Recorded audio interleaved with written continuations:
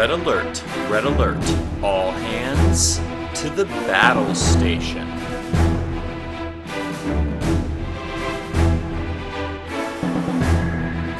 Hello there everyone, and welcome back to another episode of Battle Station. I'm your host Tucker, and today I'm going to be working with a card a lot of people have asked me to use, but probably not in the way that they might expect. Before we get there, though, we need to talk about today's ship, and there's a lot to discuss. The Assimilated Galor-Class is a generic Borg Dominion dual-faction ship with a stat line of 5 attack, 1 agility, 4 hull, and 4 shields for a cost of 28 points. Its action bar shows Evade, Target Lock, Scan, Regenerate, and its upgrade bar has one each of Borg, Tech, Weapon, and Crew upgrades. It has a Galor's 180-degree forward arc as well as its maneuver dial, which features green 1 and 2 forwards and 1 banks, white 3, 4, and 5 forwards and 2 and 3 banks, and red 2 and 3 hard turns. Because it's generic, there's no ability. We're here for the base features alone. Advantages include a durable ship with a 180-degree forward firing arc and 5 attack dice. Plus, it gains regenerate action over the basic Galor without losing a different action in return. A 5 forward is always nice to have, allowing it to overtake ships with a more typical dial. Finally, being both a Borg and a Dominion ship does have some advantages. Both factions have some upgrades that only work in faction, meaning that this ship has access to a wide array of tricks. The disadvantages, however, are weighty. First of all, its dial is abysmal. Having to take an auxiliary power token to make a hard turn while having neither come about nor reverse makes the Assimilated Galor, like its original Dominion sister class, one of the least maneuverable ships in the game. The Galor also doesn't have battle stations or cloak. It actually has the Species 8472 bioship action bar, but with worse stats and maneuverability in almost every category. Worst of all, though, is that it sits in an odd space cost-wise. It's more expensive than the Assimilated Burrell class, but cheaper than the big Borg ships. It's also competing with classics like Voyager at this price point, making it awkward to squeeze into lists. There are just better ships available in almost every case. The Assimilated Galor-Class is somewhat unique in that it's never actually appeared in the show. The Voyager episode Infinite Regress shows, briefly, an image of a Cardassian who had been assimilated by the Borg. The Assimilated Galor-Class was extrapolated from this brief flash, rounding out the set of 3 prize ships from the Resistance is Futile Organized Play series. Despite its firepower and factions, however, this class of ship doesn't have a ton of tournament pedigree either, mostly for the reasons listed above. But with that said, there is one neat trick it can pull off. Let's take a look. We're not going to be using a lot of cards here, but the first is one we took a look at last time as well. Khan Singh 7 from the Wrath of Khan OP event. He's a 4-point independent captain with a talent slot, and just as a reminder, his ability reads, you may use any upgrades without paying a faction penalty. Up to 3 of the upgrades you purchase for your ship cost exactly 4 SP each and are placed face down beside your ship card. Each upgrade remains face down until you decide to use it, and then it is turned face up for the rest of the game.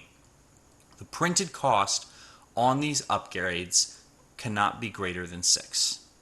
On the last episode, we benefited from his cost reduction and his surprise value, and we'll do that again here. In order to do that, though, we'll need another elite talent slot. While Khan turns cards face down, you do have to have the slots to actually deploy them to your ship.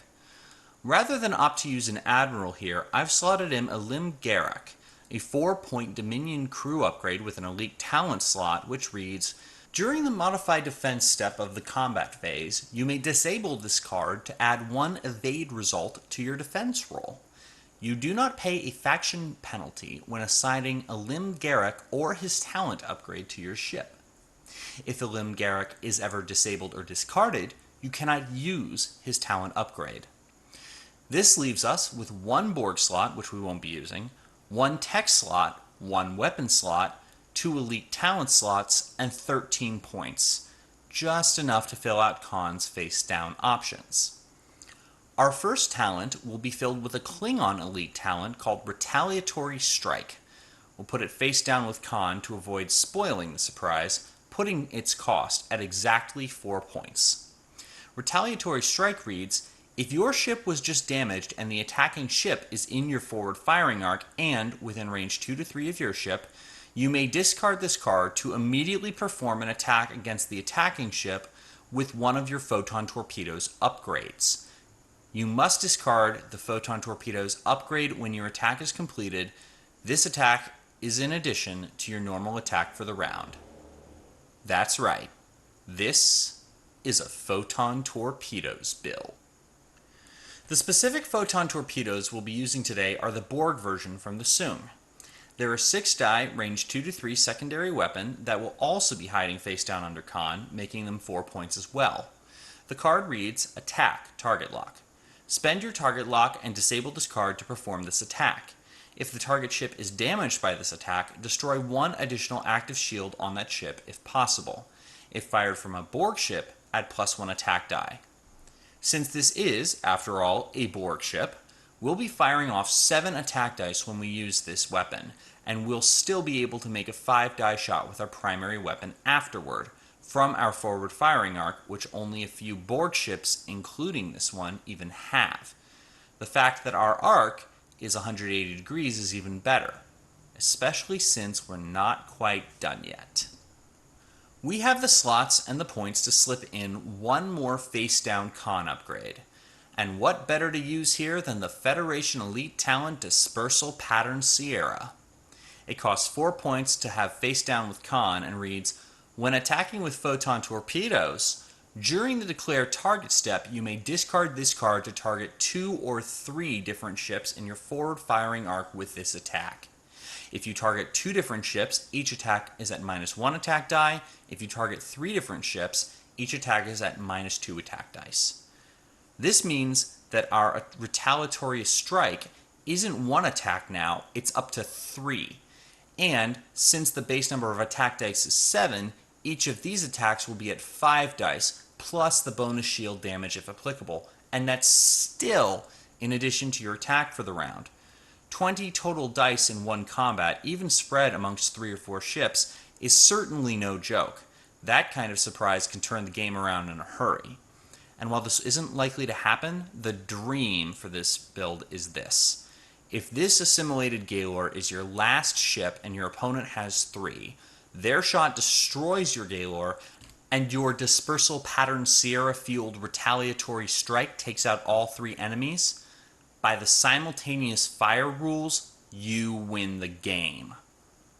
We do still have 1 point left, and I'll spend it on a little insurance. Since you can't use Garrick's talent if he's discarded, I'll spend the point and throw a Shroud into the tech slot. It's a Dominion upgrade that simply reads, if one of your Dominion crew upgrades is supposed to be discarded, discard this card instead. After all, we can't have some sort of ganking ruin your Galor's day. Oh, and one more thing. I generally avoid using retired resources in builds. If you're at a venue that allows them though, use this with high-yield photon torpedoes. The final build looks like this. The Dominion Borg Starship Cardassian Galor-Class at 28 points. Consing 7 at 5 points with faction penalty. Photon Torpedoes at 4 points thanks to Khan. Retaliatory Strike at 4 points thanks to Khan. Dispersal Pattern Sierra at 4 points thanks to Khan. Ilan Garrick at 4 points. And Shroud at 1 point for a total of 50 points. That's all the time we have for today. If you enjoyed today's episode, please let me know by leaving a good review on the Battle Station iTunes page.